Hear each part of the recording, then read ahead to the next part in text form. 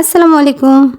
Welcome to আইডিনস food diary. আজকে আমি আপনাদের সাথে এমন একটা চিকেন রেসিপি শেয়ার করব যা অন্যান্য চিকেন রেসিপির থেকে সম্পূর্ণ আলাদা।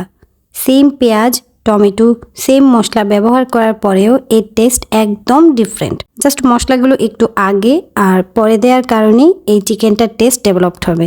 এতটাই টেস্টি হয় যে এর স্বাদ ভোলার মতো নয়। তো কথা না বাড়িয়ে let's go to my kitchen. প্রথমে একটা হাঁড়িতে হাফ কাপ তেল দিয়ে তাতে দিয়ে দেবো 1 কাপ পেঁয়াজ কুচি। এখন পেঁয়াজটা জাস্ট 1 মিনিট হালকা ভেজে সফট করে নেব। পেঁয়াজটা সফট হয়ে গেছে, এখন দিয়ে দেবো 2টা মাঝারি সাইজের টমেটো, 4-5টি কাঁচামরিচ।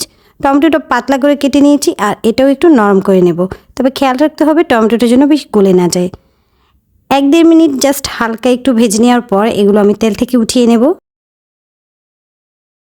আর এগুলো ঠান্ডা হওয়ার পর একটা স্মুথ পেস্ট বানিয়ে নেব। এই সেম অয়েলে আমি চিকেন ঢেলে নেব। এখানে হাফ কেজি চিকেন নিয়েছি। চিকেনটা জাস্ট পিঙ্ক কালার থেকে গোল্ডেন হোয়াইট কালার হওয়া অবধি অপেক্ষা করব। তারপর এখানে অ্যাড করব 2 টেবিল চামচ আদা ও রসুনের পেস্ট। এটা ততক্ষণ পর্যন্ত ভেজে নেব যতক্ষণ পর্যন্ত আদা ও রসুনের কাঁচা গন্ধটা চলে না যায়। তারপর দেব 1 টেবিল চামচ লবণ, হাফ চা চামচ হলুদ, হাফ চা চামচ লাল মরিচের গুঁড়া, হাফ চা চামচ ধনিয়ার গুঁড়া, হাফ চা চামচ জিরার গুঁড়া। আর এখানে আছে কয়েকটি গোটা গরম মশলা। এগুলো এখানে ঢেলে নিয়ে ভালোভাবে মিক্সড করে নেব। আর চিকেনটা এই মশলাগুলোর সাথেই খুব ভালোভাবে 2-3 মিনিট ভুনে নেব। চিকেনটা ভুনে নেওয়া হলে দিয়ে দেব 1 কাপ টক দই।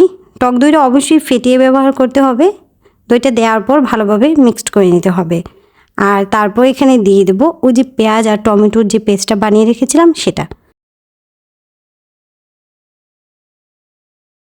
আর এটা এখন ভালোভাবে মিক্সড করব যেন চিকেন আর দইটার সাথে এটা ভালোভাবে মিশে যায়।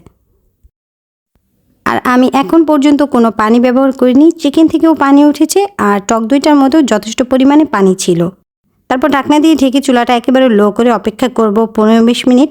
তবে অবশ্যই খেয়াল রাখতে হবে যেন তলানিতে চিকেনটা লেগে না যায়। ঢাকনাটা তুলে নেওয়ার পর এই হলো অবস্থা। অয়েলও সেপারেট হয়ে গেছে আর এখনও খুব ভালো পরিমাণে গ্রেভি রয়েছে।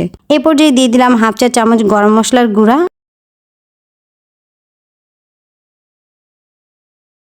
আর এখন এখানে অ্যাড করব দুধের উপরে যে মালাইটা থাকে সেটা। মালাইটা আমি ব্লেন্ড করে নিয়েছি। এখানে ফ্রেশ ক্রিমও দেওয়া যাবে, তবে অবশ্যই মালাই বা ফ্রেশ ক্রিম যে কোনো একটা দিতে হবে।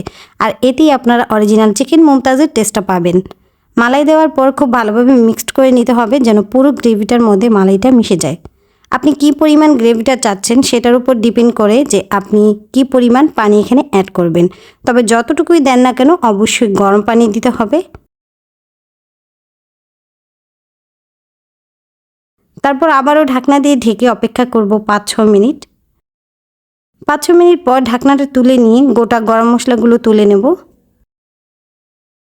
এখন এই চিকেনটাতে একটা সিল্কি স্মুথ টেক্সচার আনার জন্য একটা প্যানে 1 টেবিল চামচ ঘি নিয়েছি। আর এর সাথে নেব 3 টেবিল চামচ রান্নার তেল। ঘি আর তেলটা ভালোভাবে মিক্সড করে গরম হয়ে এলে দিয়ে দেবো সামান্য কিছু আস্ত জিরা আর কয়েকটা কাঁচামরিচ। মরিচটা মাঝখান থেকে কেটে এর বিচিগুলো ফেলে দিয়েছি। এতে করে কি হবে, বেশি একটা ঝালও হবে না, কিন্তু খুব দারুণ একটা অ্যারোমা ছড়াবে।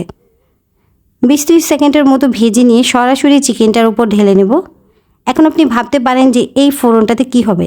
আসলে এই ঘি, জিরা, কাঁচামরিচের যে ফ্লেভারটা সেটা সম্পূর্ণটা গ্রেভির মধ্যে মিশে গিয়ে অসাধারণ একটা ফ্লেভার ছড়াবে। এখন কিছুটা ধনেপাতা কুচি দিয়ে দেব। হালকা একটু মিক্সড করে নিয়ে চুলার আঁচটা একেবারে লোতে রেখে কিছুক্ষণ জাল করে নেব।